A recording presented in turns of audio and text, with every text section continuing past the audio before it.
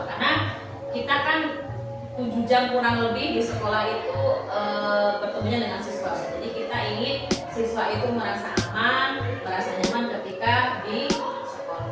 Nah, berikutnya Bapak Ibu, di sini ada kartu siswa. Jadi saya nanti akan mengacak. Jadi kita akan memulai kegiatan kita yang pertama adalah aktivitas. Jadi nanti setiap guru akan mendapatkan kartu ini. Jadi silakan nanti dibaca. Kira-kira nanti Ibu dapatnya kartu yang mana?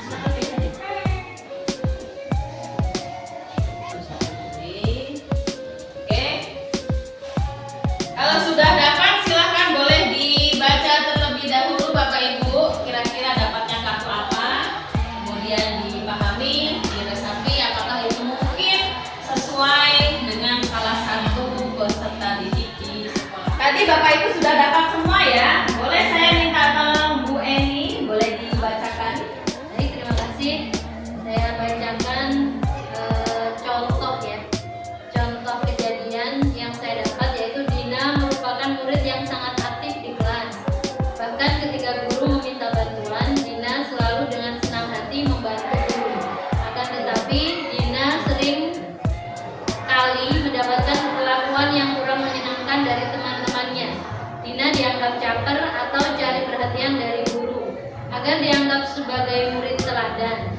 Hal ini yang membuat Dina merasa rendah diri sehingga Dina sering menyendiri. Terima kasih Bu Eni. Nah, saya minta tolong nih, bagaimana reaksi Bu Eni ketika mendapatkan kartu siswa tadi?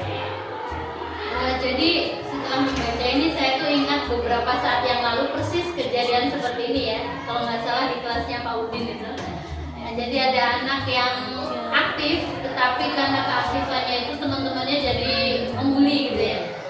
Dalam hal ini menurut hemat saya sebagai guru pada umumnya serta wali kelas pada khususnya atau guru BK pada khususnya memberikan motivasi kepada anak ini bahwa itu adalah hal yang baik. Seandainya ada beberapa anak atau teman yang memojokkan atau membuli dia, itu artinya ada sesuatu yang salah dengan teman itu.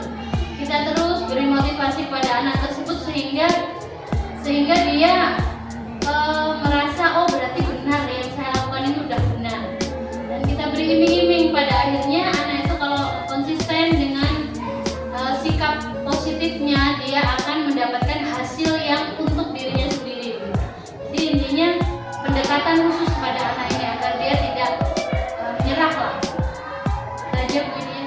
Terima kasih. Jadi kita memberikan motivasi Bu Eni ya, memberikan motivasi dia semangat oh ya, berarti kan yang saya lakukan itu benar. Terima kasih Bu. Berikutnya saya minta tolong Bu Wiji bisa menyampaikan hasil kartu yang tadi sudah didapat. Baik, terima kasih Bu Widya atas waktunya. Saya akan membacakan kartu yang saya dapat. Dino merupakan murid yang populer di sekolah, tetapi kepopulerannya Doni bukan merupakan hal yang baik, karena Doni kerap kali mengejek teman-temannya di kelasnya. Bahkan Doni pernah ketahuan menyembunyikan sepatu milik teman satu kelasnya. Hal ini dilakukan Doni sebagai sebuah kesenangan tersebut. Oke, sekarang saya tanya ke Bu Wiji, kira-kira tanggapan Bu Wiji gimana dengan adanya hal yang seperti itu di sekolah misalnya? Kalau menurut saya, karena ini sudah pernah ada kasus ya Bu ya, di kelas 9A dan kelas 7, kejadian terjadi seperti pembulian yang menurut saya sama ya, karena menyembunyikan terus ada pendidikan. Nah ini kalau menurut saya harus ada bimbingan khusus untuk siswa tersebut karena sudah melampaui batas menurut saya. Jadi ada bimbingan mungkin dari wali kelasnya, dari guru BK, perlu tindak lanjut untuk mengawasi agar siswa tersebut tidak melakukan hal-hal yang sama terhadap kelas yang lain atau teman yang lain. Jadi intinya adalah adanya kerjasama antara guru BK, guru wali kelas dan juga guru wali ya Bapak Ibu ya. Terlebih juga guru mata pelajaran pun juga ada kolaborasi. Terima kasih Bu Wiji. Bu Eni, tepuk tangan untuk kita semua. Bapak Ibu, setelah tadi kita melakukan aktivitas dari kartu akad tadi, sekarang saya minta refleksi. Jadi apa makna dari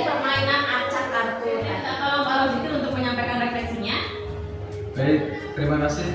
Setelah saya perhatikan dengan pembagian kartu, setiap anak itu mempunyai permasalahan yang berbeda, dan itu juga yang melatar belakangi adalah masalah siswa itu sendiri, dan setiap anak di SMP 3 ini sangat unik dan beragam permasalahannya. Terima kasih. Ya, terima kasih Pak Siti. Jadi intinya bahwa setiap anak itu memiliki permasalahan dan jelas karakter yang berbeda. Jadi kita sebagai balik lagi kita harus berkolaborasi ya Bapak Ibu. Nah, Bapak Ibu, nah kita sudah mulai masuk di konseptual. Nah kemarin setiap kali kami kegiatan itu ada salam. Jadi selamat datang para pendekar. Jadi selalu disambut dengan gaya pendekar. Jadi tidak hanya yang silat-silat saja, tapi kami juga jadi pendekar karena memiliki jurus BK. Nah, ini 7 jurus yang kami pelajari Bapak Ibu. Yang jurus pertama adalah kenali potensi, jurus kedua kelola emosi, ketiga tumbuhkan resiliensi, yang keempat jaga konsistensi, yang kelima jalin koneksi, keenam bangun kolaborasi, dan yang ketujuh menata situasi. Nah, 2 jurus yang saya pilih kemarin itu jadi kami diminta untuk memilih 2 jurus dari 7 jurus yang ada. Nah, saya kemarin memilih 2 jurus ini, kenali potensi dan juga kelola emosi. Untuk kenali potensi saya lebih mengambil ke kelas 9 karena saya ingin menggali potensi mereka, minat mereka setelah lulus dari SMP itu. Tahu nggak mereka tuh minatnya apa, kemudian potensinya apa. Kemudian yang kelola emosi itu saya ambil di kelas 8B karena kelas tengah-tengah, jadi mungkin emosinya masih masih belum stabil.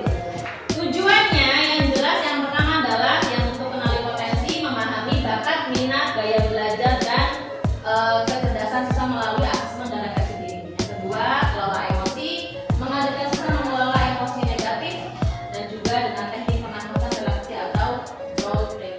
Dengan kelas 9B saya ada praktek untuk mereka masuk ke aplikasi APBK. Jadi di sini kita melihat bagaimana hasil dari tes kemampuan. Ini bisa kita gunakan besok ketika penerimaan baru itu juga bisa kita gunakan. Jadi kita dari awal pembelajaran bisa langsung asesmen. Oh, anak ini bakatnya apa? Oh, anak ini gaya belajarnya seperti apa? Nah, ini saya spill sedikit hasilnya. Dan ternyata unik-unik Bapak Ibu seperti yang disampaikan Pak Rusidi tadi. Jadi ada di sini yang kecerdasannya intrapersonal, linguistik, ada juga yang interpersonal. Jadi ini sedikit contoh dari hasil kerjaan anak. Ini contoh juga ya, sama yang disampaikan Pak Rosikin bahwa setiap anak itu berbeda. Sama dengan ini. Mereka ini ada burung, ada monyet, ada pinguin, ada gajah, ada apa ini? Ikan ya, kayak apa ini? Harimau ya. Mereka diminta untuk memanjat pohon ini. Nah, logikanya kalau misalkan pinguin kan mungkin tidak bisa. Terus kemudian ada gajah, bagaimana?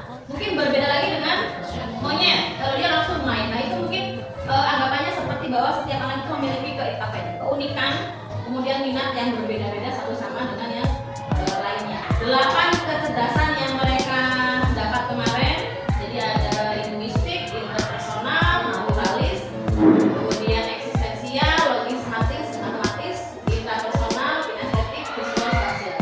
Tadi jelas pasti matematis seperti ya, baru matematika ya. Bu Sri bagaimana Bu Sri? Kira-kira apa Bu Sri? Atau nanti mungkin Bu Sri perlu mengisi di aplikasi Aku Pintar ya Bu Sri ya, biar tahu nanti ya kecerdasannya apa ya Bu Sri ya.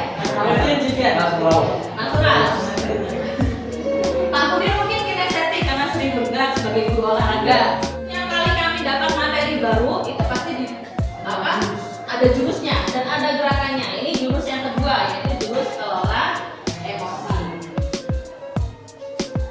Nah, kemarin juga saya meminta anak untuk beraktivitas.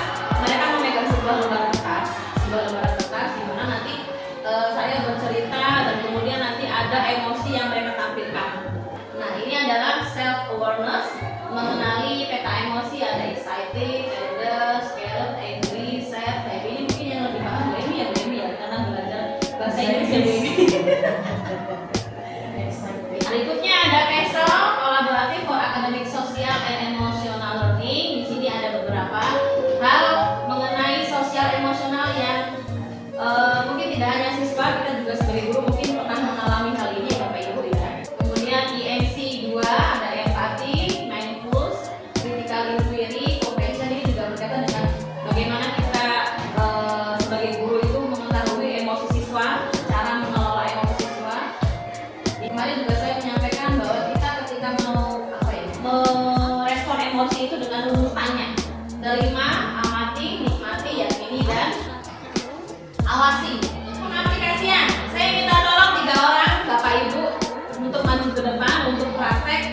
Satu sebagai guru BK, satu sebagai murid atau konseling, dan satu sebagai observer. Boleh minta 3 orang, Pak Budin, Bu Sri, dan juga Bu Santi sebagai. Alhamdulillah itu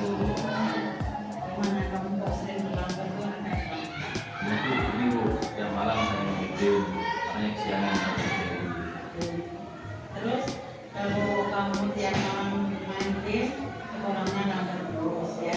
Terus di mana nanti di sekolah pasti kamu ketinggalan pelajaran. Di mana nanti kamu ketinggalan pelajaran, terus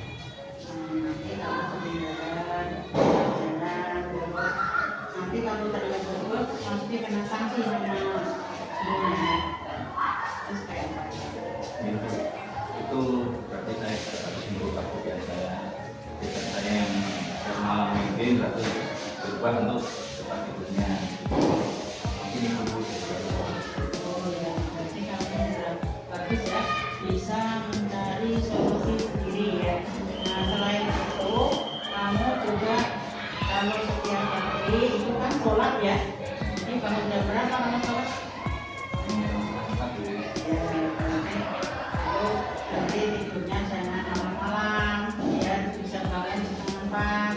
Terus habis sholat ngapain? Karena mungkin Jadi kamu bisa menyelesaikan masalahnya sendiri. Jadi main juga dikurangi, jangan sampai nanti terlambat lagi ya. Oke, tepuk tangan untuk Bu Sri dengan Pak Budin. Terima kasih tadi Pak Budin dengan Bu Sri. Nah sekarang observer, Bu Santi sebagai observer. Kira-kira apa yang Bu Santi dapat tadi? Berdasarkan hasil pengamatan tadi, guru PK sudah mampu menyambut siswa dengan baik. Kemudian siswa juga mampu menyampaikan isi hatinya, kenapa datang terlambat tadi kepada guru BK. Kemudian lagi guru BK mampu mengarahkan kepada siswa untuk mencari solusi dari permasalahannya tersebut. Terima kasih Bu Santi, tepuk tangan untuk kita semua. Baik Bapak Ibu, tadi kita sudah mengaplikasikan, sudah praktek secara langsung bagaimana guru BK menyambut siswa, kemudian ada observer. Harapannya nanti kita mampu berkolaborasi antara guru kelas, wali kelas, guru BK, guru wali, dan juga guru mata pelajaran. Nah, mungkin ini saya perkuat lagi, ada 7 jurus yang harapannya 7 jurus ini tidak hanya guru BK saja, tapi semua guru warga sekolah bisa menerapkannya. Tadi ada kenali potensi, kelola emosi, menumbuhkan resiliensi, jaga